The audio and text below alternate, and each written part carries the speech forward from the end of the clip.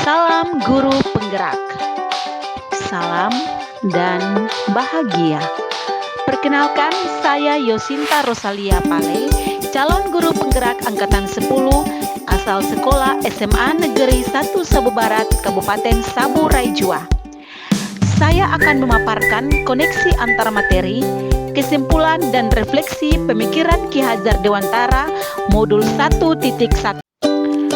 Sebelum saya mempelajari modul 1.1 tentang pemikiran Ki Hajar Dewantara, yang saya percaya tentang murid dan pembelajaran di kelas adalah guru hanya sebatas mentransfer pengetahuan, di mana ketuntasan dalam penyampaian materi lebih penting daripada memahami karakteristik murid. Murid dikatakan berhasil apabila telah mencapai nilai KKM atau dilihat dari aspek kognitif, bisa dilihat dari nilai tugas atau nilai evaluasi. Saya juga beranggapan bahwa murid hanya sebagai objek pembelajaran, sehingga pembelajaran berpusat pada guru atau teacher center. Saya juga tidak mempedulikan apakah semua murid sudah paham dengan materi yang saya ajarkan, mengingat saya hanya mengejar ketercapaian materi karena materi yang saya ajarkan adalah materi yang padat, sehingga saya hanya meminta siswa memahami materi. Akibatnya, banyak siswa yang tidak mencapai KKM, sehingga membuat saya merasa gagal dan mengeluh jika banyak siswa yang tidak tuntas setelah melakukan penilaian harian.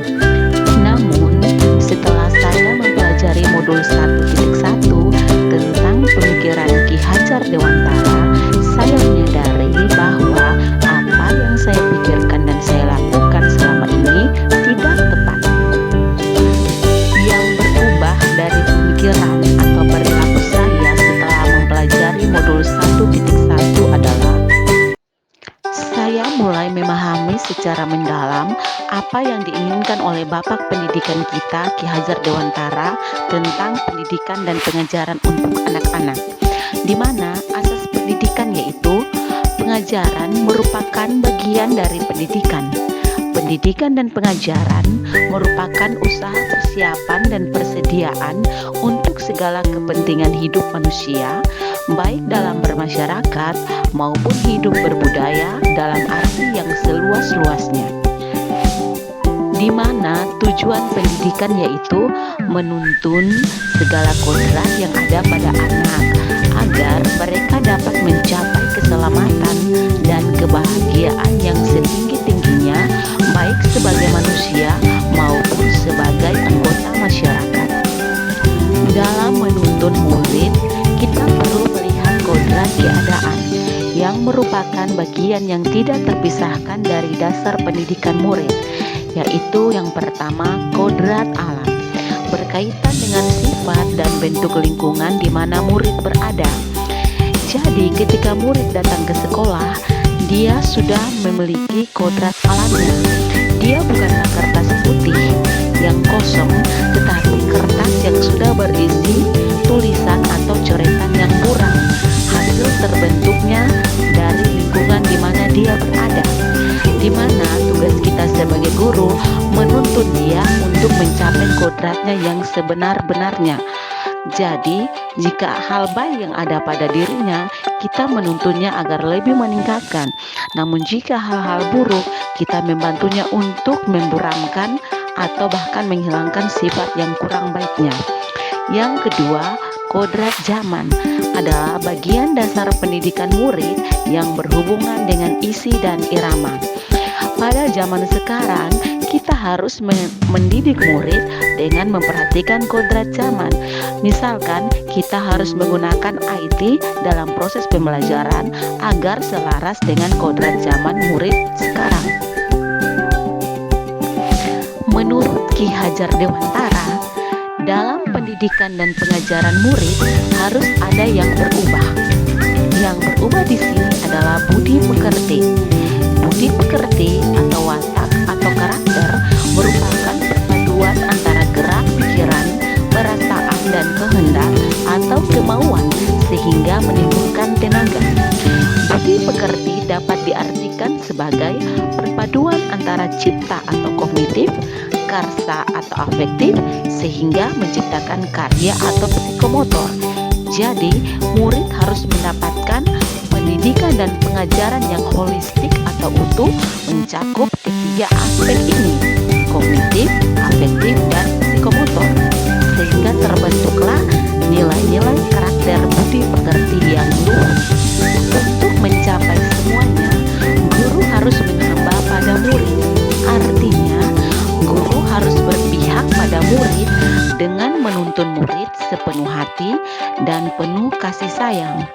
Dengan menerapkan 3 semboyan bapak pendidikan kita, Ingarsa Sung Tulodo, Ing Madya Mangun Kurso, dan Tuturi Handayani. Artinya, di depan memberikan teladan, di tengah memberikan semangat, dan di belakang memberikan dorongan. Dari pemaparan pemikiran Ki Hajar Dewantara, saya menyadari bahwa seharusnya saya melakukan proses pembelajaran secara menyeluruh, di mana aspek pembelajaran yang diperhatikan tidak hanya kognitif, melainkan aspek afektif, psikomotor, spiritual, dan sosial, serta budaya. Dalam proses pembelajaran, guru menjadikan murid sebagai subjek atau pembelajaran berpusat pada murid. Artinya, murid diberikan kebebasan berekspresi, mengemukakan pendapat, dan berkreasi sesuai dengan metode atau model pembelajaran dan media pembelajaran yang tepat. Guru juga sebagai fasilitator pembelajaran. Guru pun harus menghamba pada murid. Artinya, guru harus ikhlas, penuh kesabaran dengan ketulusan hati, dan penuh kasih sayang, agar terwujud pembelajaran yang menyenangkan dan berpusat pada murid. Guru pun harus mempelajari karakteristik murid, karena setiap murid dilahirkan unik dengan kelebihan dan kekurangannya masing-masing. Guru harus menghargai karakteristik murid tersebut dengan menuntun murid untuk tumbuh sesuai dengan kodratnya, yaitu kodrat alam dan kodrat zaman, agar mereka mencapai keselamatan dan kebahagiaan yang setinggi-tingginya. Yang dapat segera saya terapkan lebih baik agar kelas mencerminkan pemikiran Ki Hajar Dewantara adalah merancang pembelajaran yang interaktif dan menyenangkan dengan melibatkan murid sesuai metode student center, menerapkan pembelajaran abad 21, yaitu berpikir kritis, kreatif, komunikasi, dan kolaborasi.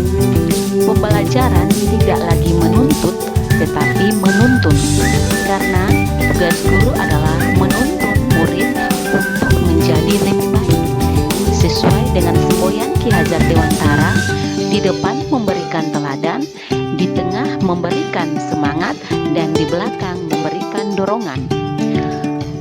Guru juga harus mengenali karakter dan latar belakang murid dengan menjalin komunikasi yang baik. Demikian pemaparan saya tentang koneksi antar materi